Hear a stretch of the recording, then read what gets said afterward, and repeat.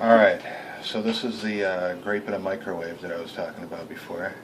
You get yourself a grape and you just cut off the end.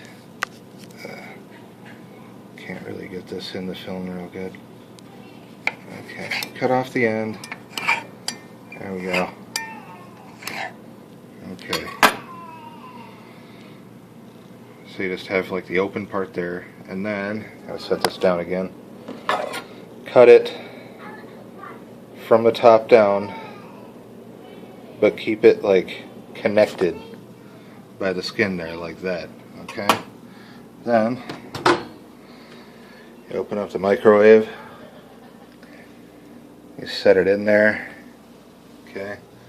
So grape is in the microwave, and you might want to put something microwavable, you know, microwave safe over the top of it, because this is going to happen. So, okay, I'm going to set it for 25 seconds. Won't even need that long, and let's watch.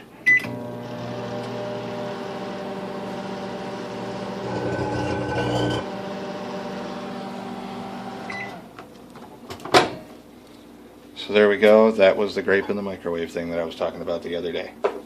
Alright.